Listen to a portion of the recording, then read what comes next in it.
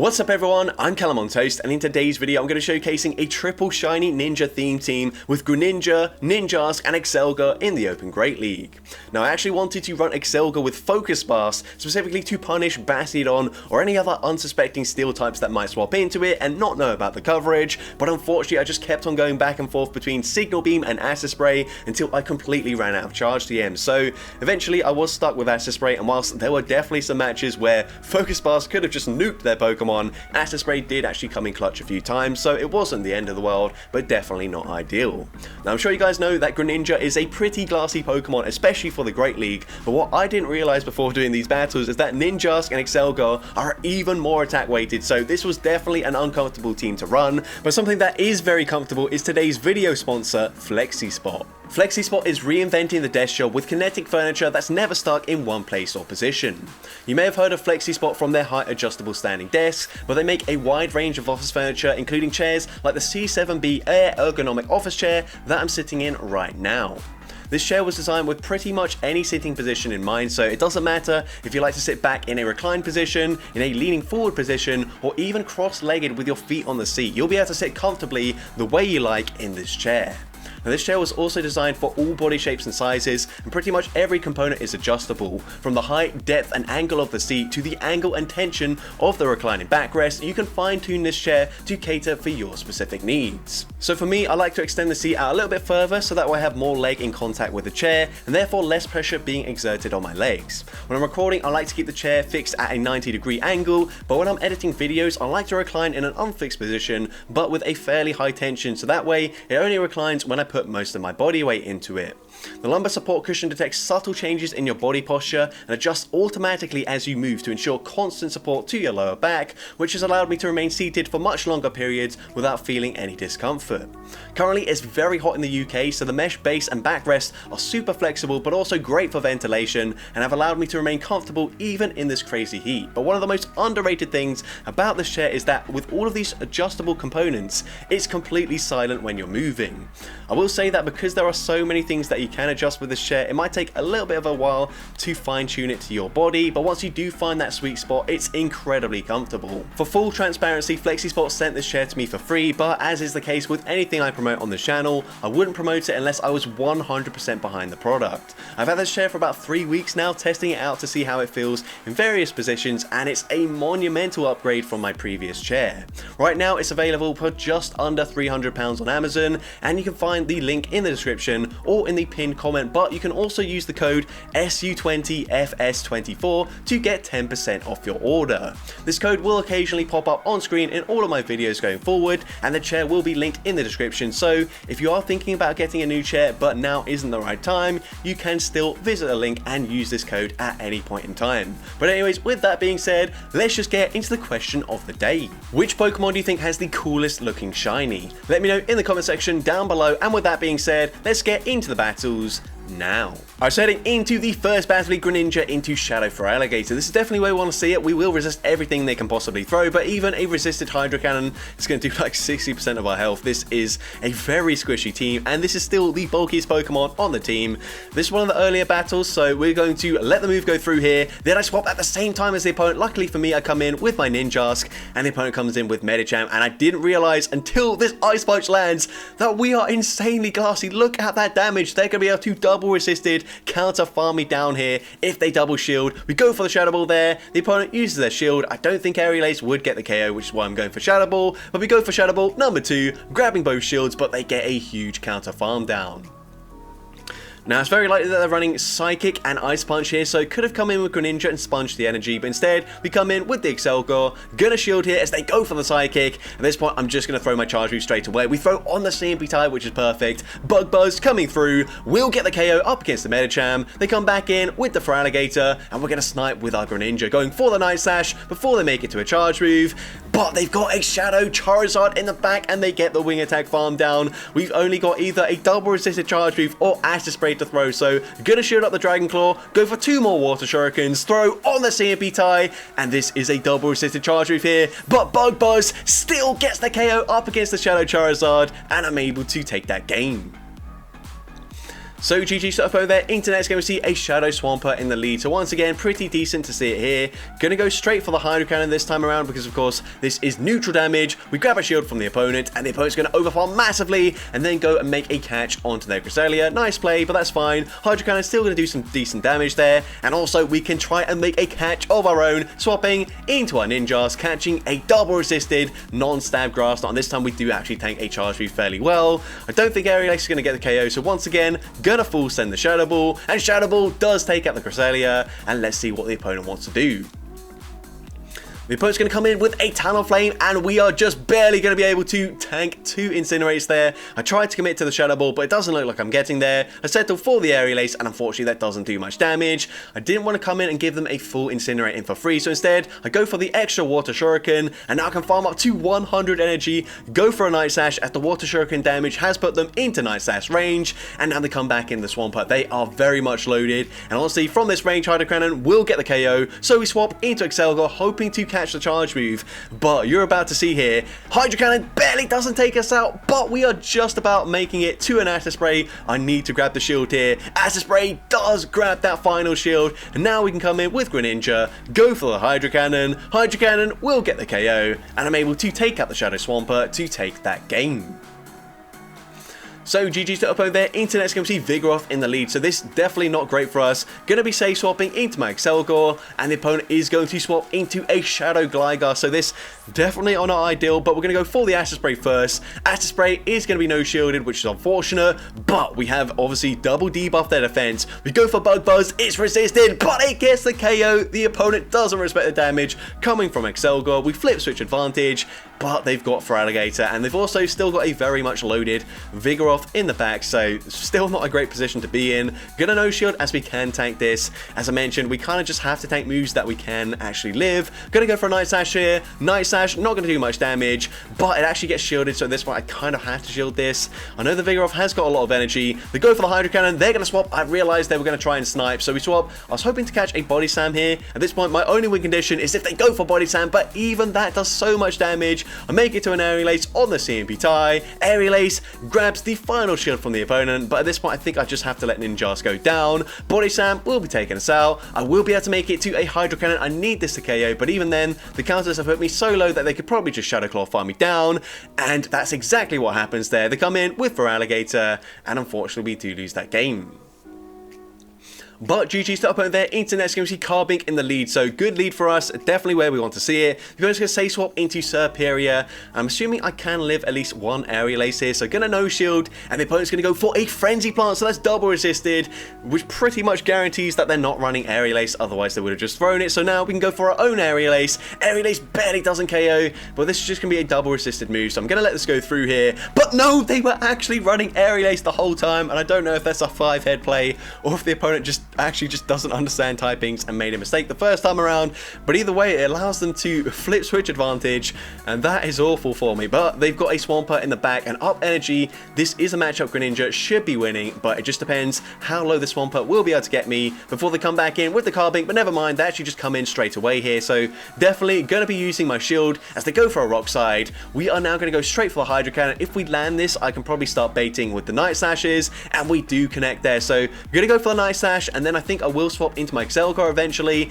Night Sash, gonna grab the shield there. We're gonna come in with Excelgor as I didn't want to get too low on my Greninja to the point where actually we didn't even live the fast move damage and make it to a charge move. I'm thinking maybe I can go for a farm down, but instead we just farm up to back-to-back Acid Sprays. Acid Spray here will of course get the KO from very low HP, but they make it to a charge move on the Swampert. This will be the Hydro Cannon, it will be taking us out, but Greninja is just barely able to make it to a charge move. Could have gone for the Hydro Cannon, but Night Sash will still be enough damage to take out the Swampert, and I'm able to take that game. So GG's to opponent there, Internet's going to see Greninja into Serperia, so we are going to be safe swapping out of this matchup into the Excelgor, and unfortunately met with a Bastiodon. This is a matchup where, of course, if I was running Focus Blast, I would be full sending it, no question whatsoever, but unfortunately, going to go for an Acid Spray. It gets no shielded, so I could have definitely flipped this matchup. Focus Blast would 100% one-shot a Bastiodon, but either way, we get them fairly low there. We also debuff their defense, so hopefully we can come in with Greninja and go for a Water Shuriken farm down, but But let's see, they did get quite a big farm down up against my Excelga. We're going for the farm down, but we're not going to make it in time. So instead, we throw a charge move on the CMP tie. Night Slash, going to get the KO. We're going to swap into our Ninjas, and they've got a Zoom Rail in the back, and this is not ideal. If they're not running Ice Beam, maybe we're going to be okay because we will pace marginally better to the charge moves, but let's see, the opponent is going to throw, I think that is after 5, so unfortunately, this will be an Ice Beam, and this is pretty much game over. I'm going to overfarm as much as I can, go for the Aerial Ace, throwing just before they make it to the next charge move. Aerial Ace is going to grab the shield, and actually we threw on CMP. So going to double shield here, and then I think what I'm going to try to do is snipe with my Greninja after banking 2 charge moves. We're going to go for the Night Slash here. Hopefully Night Slash does get the KO, and it does. We also get the unnecessary boost. It's always the unnecessary boost. But anyways, going to come back in, go for an Aerial Ace here, and you can see Aerial Ace just doesn't do enough damage, unfortunately. We make it to another Aerial Ace. My only win condition is if the opponent, for whatever reason, doesn't shield that, but they do, and they can fire off a charge move, and their own Aerial Ace will be taken out my Ninjask, and unfortunately we lose that game. But GG's to the opponent there. Into next game, we see Shadow for Alligator in the lead. So once again, gonna stay in. They're gonna say swap into Annihilate. We're gonna respond with our Ninjask, and we are going to probably shield the first charge move here. The opponent did build up a ton of energy. They go for a Night Slash, but that's okay. We're going to fire off the Shadow Ball because once again, I'm not certain Aerial Ace would get the KO, and these Fury Cutters, unfortunately, unlike up against Medicham, are double resisted, so we're really not doing much fast move pressure at all. We are double resisting the counters as well, but counter is a much better fast move in terms of the damage. They go for Night Slash. We do hang on. I'm thinking, can we make it to back-to-back Aerial Aces here? Make it to the first one. Aerial Ace grabs that final shield, and we make it to another Aerial Ace, which is clutch. Does this get the KO? It barely doesn't, but we get a simultaneous KO with the Fury Cutters, and that's something that previously hasn't really been consistent and hasn't really been allowed. Usually when you're running a one-turn fast move, you just can't get a simultaneous KO. But anyways, they're going to come in with a Skarmory. We're going for the Hydro Cannon. Hydro Cannon is going to get them fairly low. A second Hydro Cannon will, of course, get the KO up against the Skarmory, and then they're going to come back in with the Shadow for Alligator, but unfortunately they can now just overfarm this matchup. We can go for a Night Slash, but it's not going to do much damage, and we are switch locked right now, so they can overfarm here, go for the charge move. Hydro Cannon will be taking us out, and can Excelga live a Hydro Cannon from a Shadow for Alligator?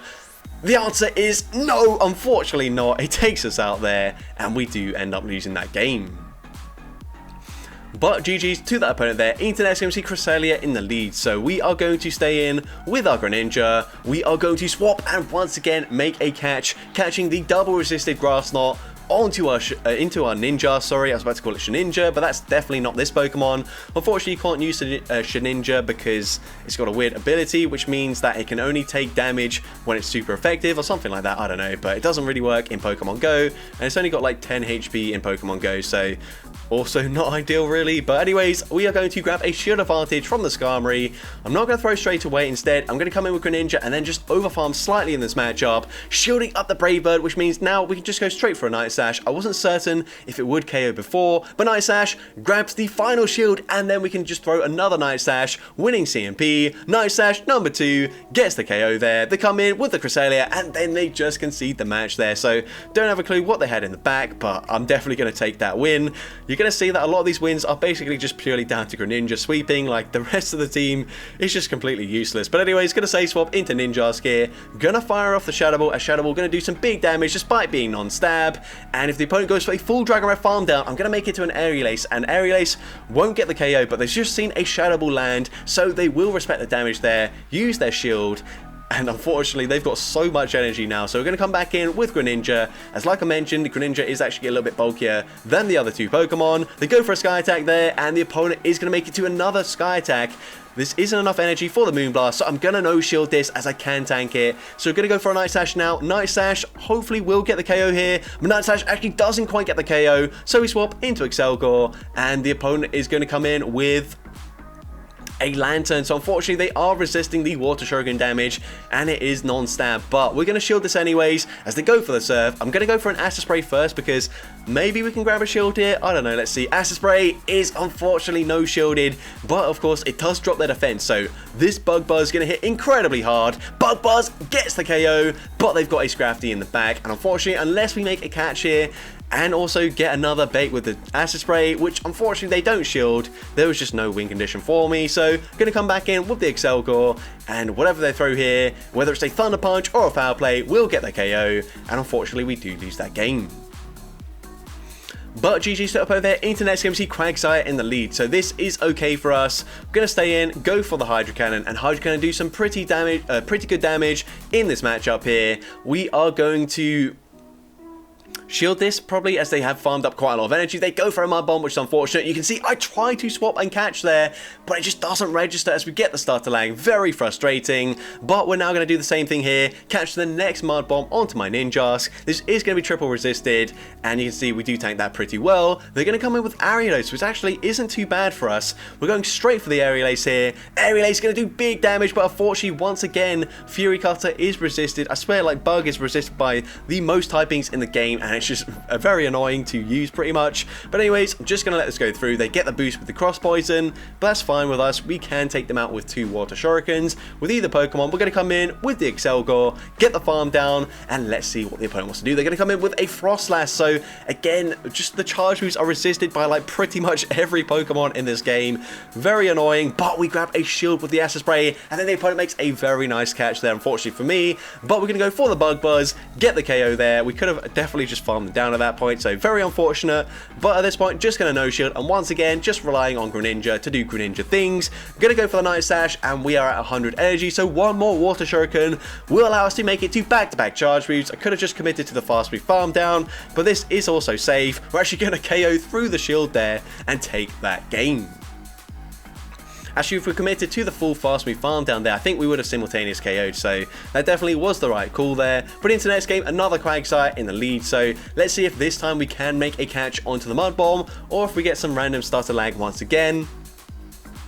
Either way, I'm going to no-shield this first charge move, and the opponent's going to go for the Mud Bomb there. And can we make a catch? We are able to make the catch this time around, so that is great. Ninjask, once again, going to triple resist the Mud Bomb damage, but they're going to come in with a Shadow Steelix, and this is just not ideal for us whatsoever. Going to make it to the Shadow Ball, though, and Shadow Ball is going to hit pretty hard up against the Steelix. And the opponent going to go for a full farm down. Actually, never mind. They are going to throw the energy. I'm pretty happy with that, so Psychic Fangs will be taking us out. Absolutely okay with me.